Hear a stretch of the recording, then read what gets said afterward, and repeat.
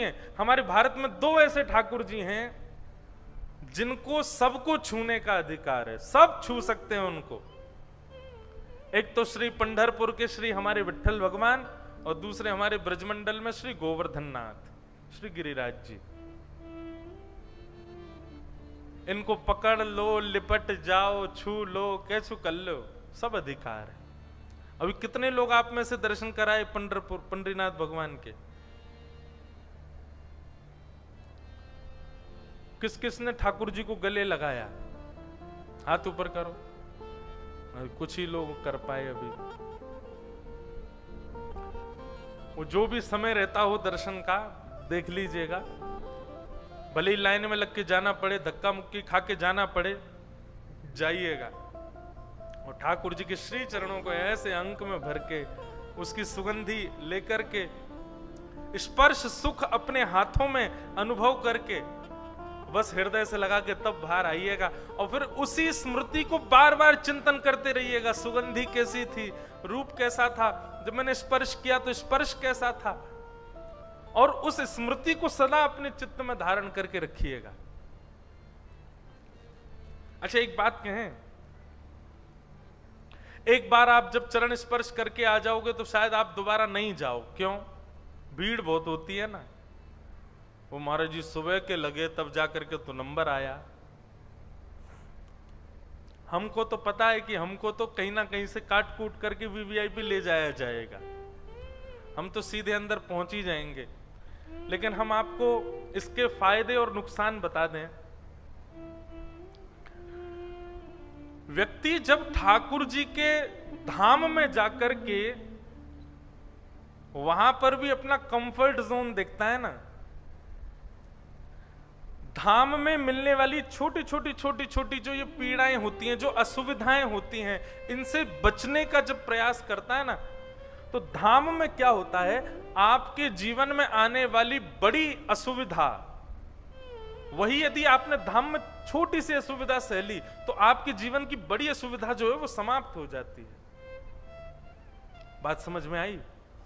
मान लीजिए पंढरपुर से जाने के बाद में आपकी लाइफ में कोई बहुत बड़ी प्रॉब्लम आने थी, कुछ भगवान ना करे शारीरिक कोई दिक्कत आने वाली थी, हैं?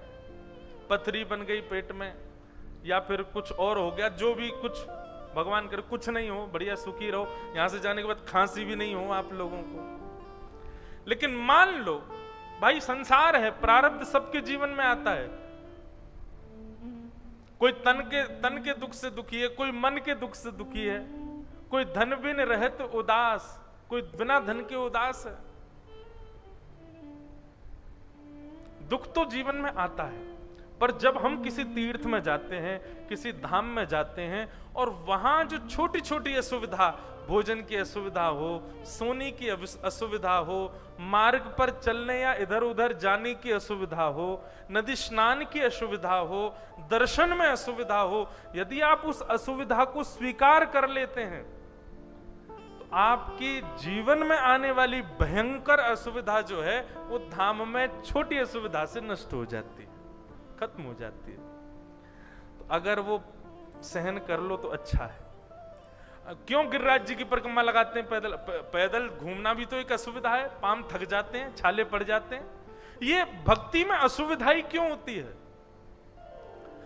हिमालय पर जाएंगे, तपस्या करेंगे, 100 वर्ष तक की तपस्या करते हैं, ये असुविधा क्यों?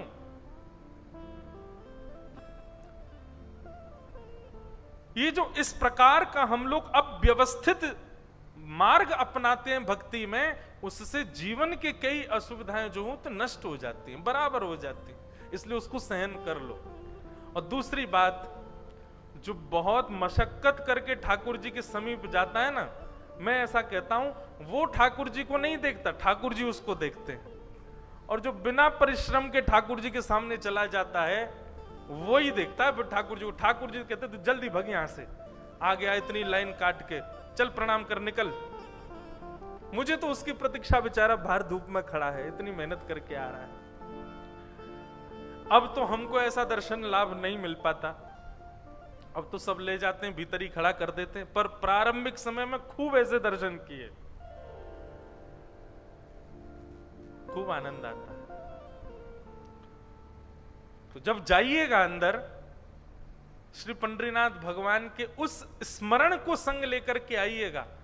स्पर्श कैसा था, सुगंधि कैसी थी, वस्त्र कैसे थे, श्रृंगार कैसा था, सब अपने चित्त में धारण करके आइएगा। और फिर आप जहां से भी आए हो, जहां भी आपके घर हैं, वहां लौट करके भी जाओ तो नित्य अपनी सुबह की जब पूजा में बैठते हैं उससे पहले एक क्षण के लिए उस स्मरण को दोहराइएगा। मैंने जब छुआ था, श्री पंढरीनाथ भगवान के चरण स्पर्श ऐसे थे, वस्त्र ऐसे थे, आभूषण ऐसे थे, इत्र की सुगंधि ऐसी थी, माहौल ऐसा था, वातावरण ऐसा था, गर्मी थी, सर्दी थी, ये सब पुनः स्मृत कीजिएगा। आपकी पंच इंद्रियां सारी स्मृतियां ले लेंगी। और इसी स्मरण भक्ति से एक दिन ऐसा होगा, कुछ समय बाद आप जब उस संस्मरण को पुनः अपने चित्त में दोहराएंगे तो आपको वस्त्र बदले हुए दिखेंगे, श्रृंगार बदला हुआ दिखेगा, वातावरण बदला हुआ दिखेगा। इसका मतलब क्या है? अब आपको लाइव टेलीकास्ट दर्शन हो रहा है। ये प्रत्यक्ष अभी ठाकुर जी ऐसे ही हैं जैसे आपको अब दिख रहे हैं। पुनः पुनः स्मरण। भगवान गीता में यही बात तो कहते हैं अर्जुन से, नष्टप मोह स्मृतिर्लब्धा। अर्जुन कहता है कि मेरा मोह नष्ट हो गया, मुझे स्मृति प्राप्त हो गई है। भगवान कहते हैं बस ये स्मृति तेरा कल्याण करेगी अर्जुन। स्मृति। ऐसे श्री पंढरीनाथ भगवान पुंडलीक पर कृपा करने के लिए श्री पंढरपुर धाम में विराज रहे हैं। उनकी चरण सन्निधि में हम आप सब लोग सत्संग करने के लिए एकत्रित हुए हैं, ये हमारा परम सौभाग्य है।